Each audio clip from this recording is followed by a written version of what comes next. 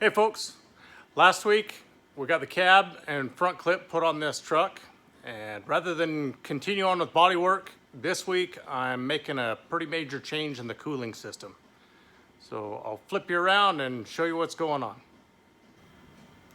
So the current configuration with this cooling system is the radiator is up front, right here, right between the grill and the firewall. Big old 4-core aluminum radiator in there.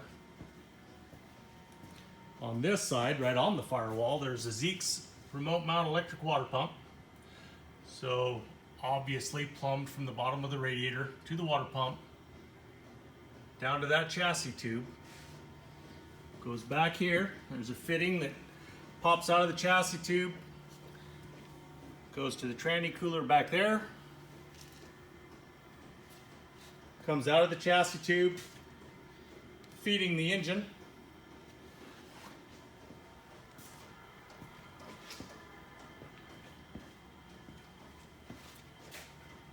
Out of the engine and back to the matching tube on the opposite side of the chassis. Back up front and to the top of the radiator. So my issue with that is this system holds approximately 8 gallons of coolant. And I just don't need that much cooling. I don't need that much coolant in the machine. So, current plan, build a new mount here. Gonna put a different radiator at the back of the truck. Try and get this down to a more reasonable 3 gallons, 2-3 gallons maybe. We'll see how that goes.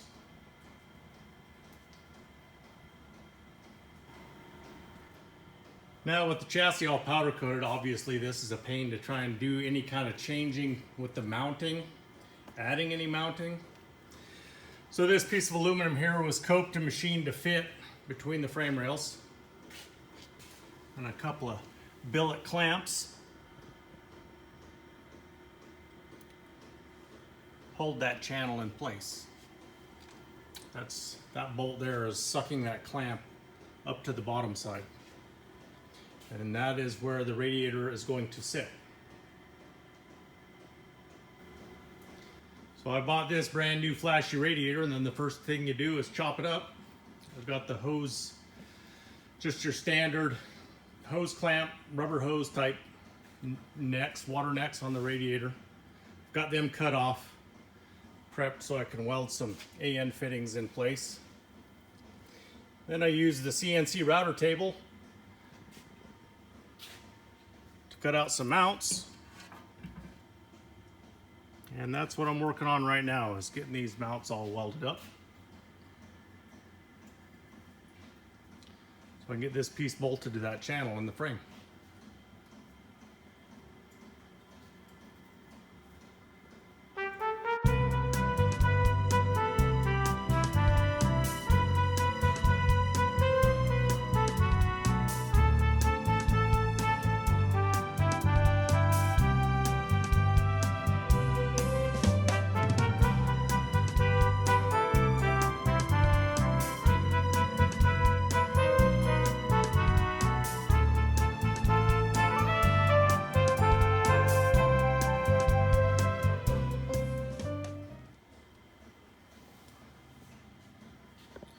And there it is.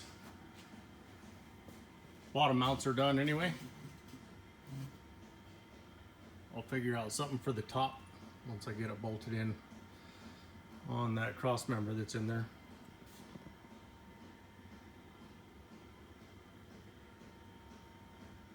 Should be good. Now I've got a good start on the mounting for the radiator, but before I can continue with that, I need to get some of the existing components out of this cooling system that's on the truck now. Before I can do that, I have to drain the radiator or drain the coolant out of this system. Unfortunately, due to some of this bracing and gusseting in the chassis, I wasn't able to put a drain in the actual lowest point of the cooling system. Now I do have bleeders up here for bleeding air out of the system. I can pull those and drain the coolant there. But this isn't the lowest point of the system. Unless I put a jack back there and make this the lowest point in the system.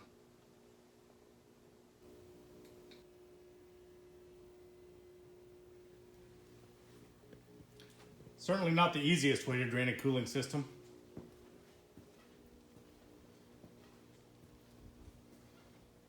Lucky to have that jack to make this job possible, that's for sure.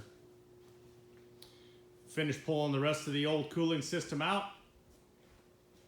Continue working on the new one. Working back here in the new location for the new radiator. This new cross member in place here. This hose right here used to have a straight fitting on it. Goes down to the mechanical fuel pump, runs on the front of the camshaft there. Now, I needed to change this hose and put this 45 on there to clear underneath of this new cross member better. Unfortunately, there's no valve to shut this fuel flow off while making any changes there. And currently the fuel cell has approximately 25-30 gallon in it.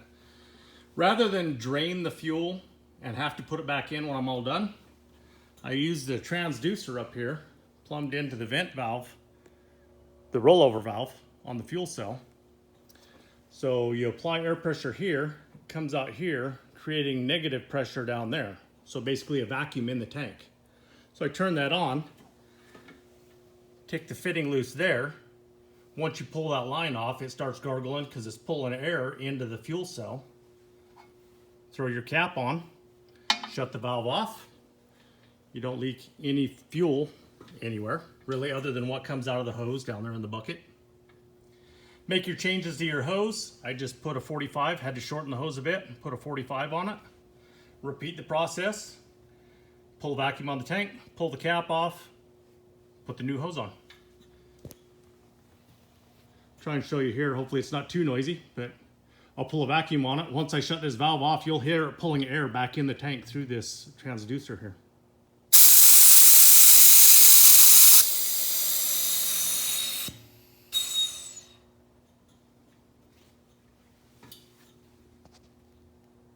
Works pretty slick. In previous videos, I've shown time lapse of using my CNC router table for cutting out or modifying different parts. Figured I would put a little bit of information on that setup here in this video as well. So I actually have access to two separate CNC machines, one being the CNC router, which is a Shapeoko, what is it, a 5 Pro? Then the other machine, my dad has a PlasmaCam CNC plasma table. He's had it for like 20 years. And fortunately, I can actually use the PlasmaCam program to draw the parts that I want. I'm way more efficient at drawing stuff in PlasmaCam. It's super simple AutoCAD program. I can draw the parts up in that and then export those parts as a DXF file, and then import them into Carbide Create, which is the drawing program for the Shapeoko 5 Pro router table. Once they're imported into this program, then I can convert these, basically just these lines or this pattern, into a tool path for that router table to operate on. The CNC router table really makes short work of doing these parts. Once you get the program wrote and get the material on the table, it just does all the work. It's really nice to have that option. But it's a little more than just drawing a picture and putting it on the machine and off it goes. It doesn't really work like that. So once I have these patterns or this part imported into Carbide Create, I have to go in and convert it into a cut path, and that can get just about as detailed as you want to get. You can go pretty simple to where it just does a contour cut path. Each one of these little squares is a tab. It actually leaves that so that the part stays in your original base material, and you just cut it out later. But I try to do all the deburr work and all of that stuff all in one shot on here. So that's what each one of these tool paths, they're just a different operation. So this one right here, this tool path, 6 minutes, it's going to cut all of these circles and triangles that are internal in this part. So it's going to go in, it's going to cut it out. The ones with the tabs, it's going to leave that tab there. Then it moves on to the next operation. So after I cut these out and remove the drops, remove the waste material, the next operation, it's going to come in this 3 minutes. It's going to run a V-bit and chamfer all the edges on these interior holes here. Then it will switch back to a 1/4 inch end mill. 2 minutes, it's going to come in and actually take 5/1000ths on that hole just as a real quick cleanup pass. Then at 14 minutes, that 1/4 inch end mill is going to come out and it's going to cut the exterior lines out on this. But it's only going to cut it down about half depth. It's only going to cut halfway through the material. And then 2 minutes here, this second to the last step, I'm going to put that chamfer tool back in the machine again. It'll come around and deburr the edge on all of these parts.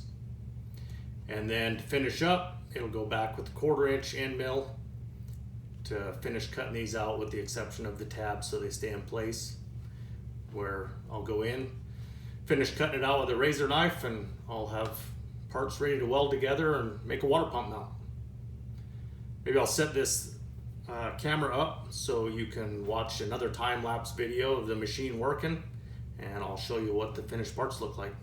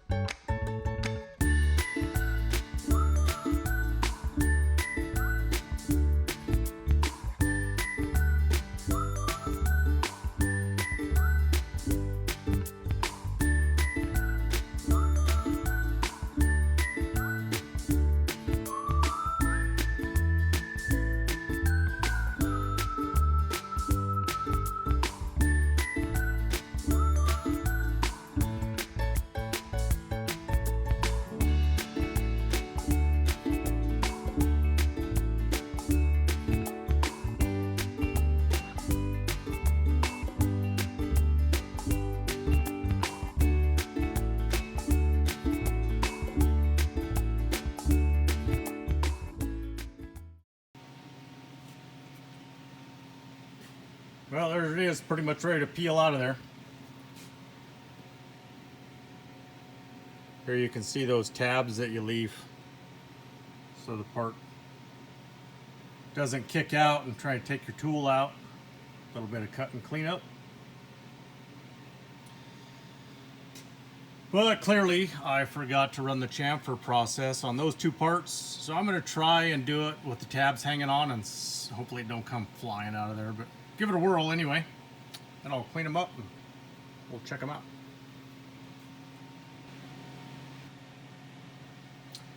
No crashes this time. Got everything out of there, off the table, cleaned up.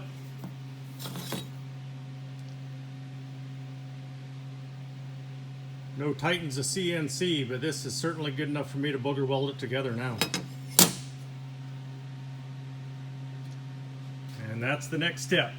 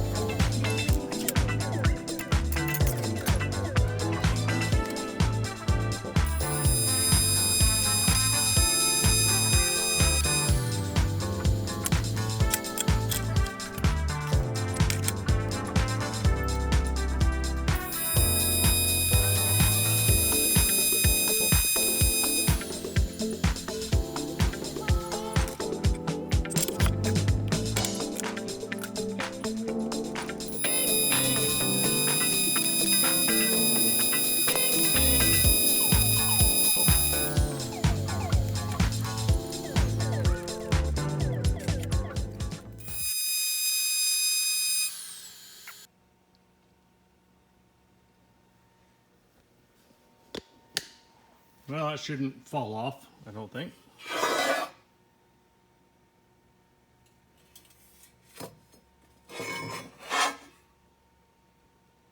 Let it cool off a bit, and I'll see if it still fits on the chassis.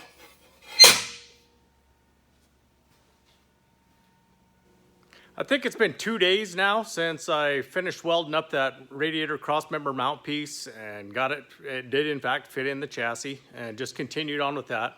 I didn't really video a whole lot because it was a whole bunch more of the same stuff. Just need a part, dream up what I think will work, draw it up, cut it out, weld it up, install, repeat, move on to the next part. So I'll flip you around and I'll show you what all I got done. Front radiator's removed, pulled the water pump out, all the hoses, fittings, all the associated plumbing thrown in the pile for future use.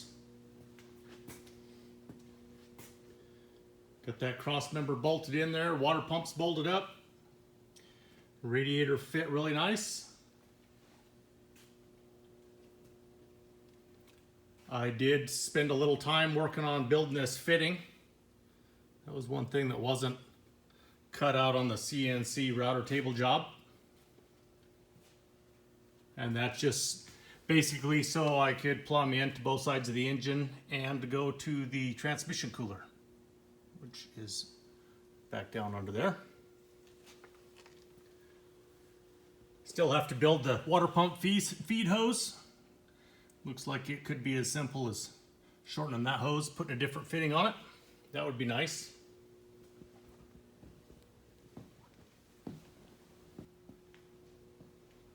No real change to the upper radiator hose other than moving it from the chassis up to the top of the radiator here. Whittled those mounts out. That is going to be both upper radiator mounts and a degas bottle mount, surge tank, whatever you want to call it. That fitting there is part of that project. Both those fittings actually. Then back in the back there you can see got the fan mounted on the radiator. That was another router table job. Got it cut out, welded on. Looks like I'll probably just have to post a picture of that one. Pretty hard to see in there.